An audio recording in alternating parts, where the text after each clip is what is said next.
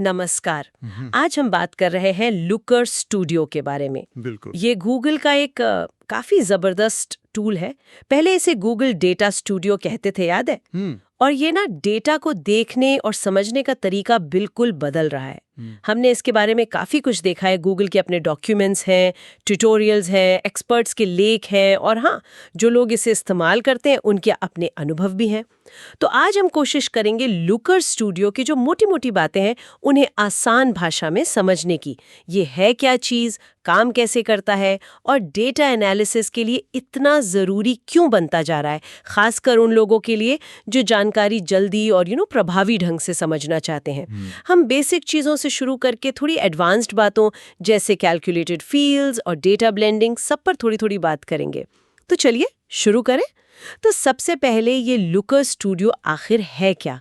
एकदम सिंपल शब्दों में, ये गूगल का एक मुफ्त टूल है जो ऑनलाइन चलता है, मतलब क्लाउड बेस्ड है। आपको कुछ इंस्टॉल करने की जरूरत नहीं। ये आपके कच्चे बिखरे हुए डेटा को लेता है और उसे ऐसी रिपोर्ट्स और डैशबोर्ड में बदल देता है जो समझने में आसान हो और दिखने में भी अच्छे हो।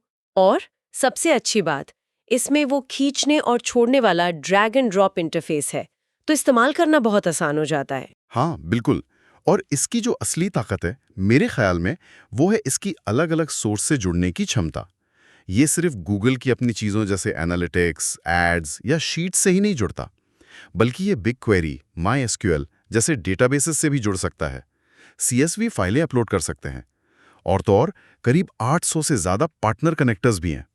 तो ये जो डेटा सोर्स है ना, ये एक तरह से पुल का काम करता है आपकी रिपोर्ट और आपका जो असली डेटा है, चाहे वो कहीं भी रखा हो, उसके बीच। ये आपको वो पावर देता है जो पहले शायद सिर्फ बड़ी कंपनियों के पास होती थी, सारे बिखरे डेटा को एक जगह लाने की। अच्छा, तो डेटा तो कनेक्ट हो गया, लेकिन सिर्फ नंबर देखना काफी नहीं होता ना, उसको समझना पड़ता है।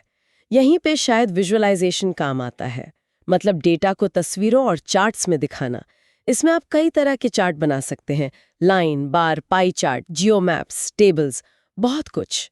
और बढ़िया बात यह है कि आप फिल्टर लगा सकते हैं, डेट रेंज कंट्रोल डाल सकते हैं, ताकि जो रिपोर्ट देख रहा है वो खुद डेटा के साथ इंटरैक्ट कर सके, अपने हिसाब से चीजें देख सके। बिल्कुल सही। और इसी से जुड़ी एक और दिलचस्प चीज़ है कैलकुलेटेड फील्ड्स। सोचिए आपके पास डेटा में सिर्फ दाम है और कितनी यूनिट बिकी ये है। आप एक नया कॉलम, मान लीजिए टोटल सेल्स का, खुद बना सकते हैं, बस एक आसान सा फॉर्मूला लगाकर, दाम गुणा बिकी हुई यूनिट्स। और ये नए फील्ड आप चाहें तो डेटा सोर्स लेवल पर बना सकते हैं ताकि बार बार इस्तेमाल हो, या फिर सिर्फ एक खास चार्ट के लिए भी बना सकते हैं।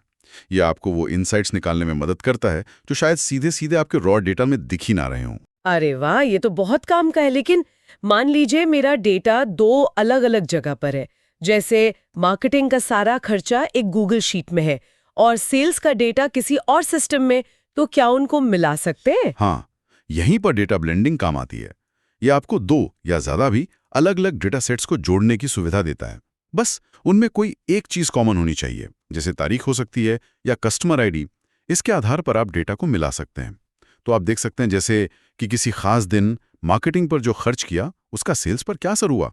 ये उन साइलोस को, उन दीवारों को तोड़ता है जो अक्सर अलग अलग टीमों के डेटा के बीच खड़ी हो जाती हैं। अच्छा, और जब रिपोर्ट बन गई, बढ़िया दिखने लगी, तो उसे दूसरों को दिखाना भी तो होगा। हाँ, और वो बहुत आसान है इसमें। आप बस एक लिंक भेज सकते हैं या रिपोर्ट को अपनी वेबसाइट में एम्बेड कर सकते हैं, मतलब चिपका सकते हैं, या फिर शेड्यूल करके ईमेल से भी भेज सकते हैं। जैसे हर सोमवार सुबह सेल्स रिपोर्ट चली जाए और टीम के लोग एक ही रिपोर्ट पर एक साथ काम भी कर सकते हैं रियल टाइम में। इसका एक प्रो वर्जन भी आता है जिसमें टीम वर्क स्पेस और थोड़ी बेहतर सिक्योरिटी जैसे एक्स्ट्रा फीचर्स हैं, खासकर बड़ी टीमों या कंपनियों के लिए। पर बेसिक काम के लिए फ्री वर्जन कमाल का है। पॉइंट यह है कि जानकारी सिर्फ बने नहीं, सही लोगों तक पहुंचे भी। तो फिर इसे इस्तेमाल करने का सबसे बड़ा फायदा क्या लगता है आपको? मेरे हिसाब से तो सबसे पहली बात ये मुफ्त है, और जैसा हमने कहा इस्तेमाल करना आसान है। कोड वगैरह लिखने का झंझट नहीं। डेटा भी अक्सर रियल टाइम में अपडेट होता रहता है, तो पुरानी जानकारी पर नहीं अटके रहते। और ऐसी इंटरैक्टिव रिपोर्ट से बेहतर और तेज फैसले लेने में मदद मिलती है ना? हाँ, फायदे को हैं, पर ऐसा भी नहीं है कि सब कुछ एकदम परफेक्ट हो।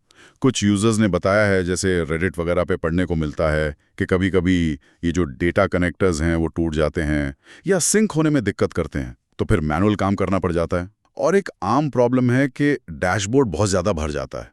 इतने चार्ट्स, इतने फिल्टर्स के कुछ समझ ही नहीं आता। हाँ, ये तो होता है कई बार।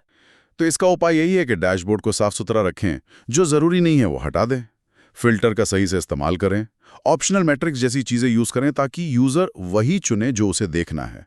और हाँ, डेटा क्रेडेंशियल्स को मैनेज करना कि किसके पास किस डेटा का एक्सेस है, ये समझना भी ज़रूरी है डेटा गवर्नेंस के लिए। और अच्छी बात ये भी है कि गूगल इसे लगातार इम्प्रूव कर रहा है। अभी हाल में ही कुछ नए तरह के चार्ट्स जोड़े हैं इन्होंने, जैसे फनल चार्ट, बॉक्स प्लॉट, और प्रो वर्जन में तो अब एआई की मदद भी आ गई है। जैसे जेमिनी एआई से आप कैलकुलेटेड फील्ड बनाने में मदद ले सकते हैं। मतलब ये टूल लगातार बेहतर हो रहा है। तो हाँ, कुल मिलाकर देखें तो लुकर स्टूडियो डेटा को विजुलाइज करने, उसे समझने और फिर उस पर एक्शन लेने का एक बहुत ही फ्लेक्सिबल और पावरफुल तरीका है। और सबसे बड़ी बात, ये मुफ्त में उपलब्ध है। तो कोई भी, चाहे छोटी टीम हो या कोई अकेला व्यक्ति, इसका फायदा उठा सकता है अपनी जानकारी और समझ को बेहतर बनाने के लिए।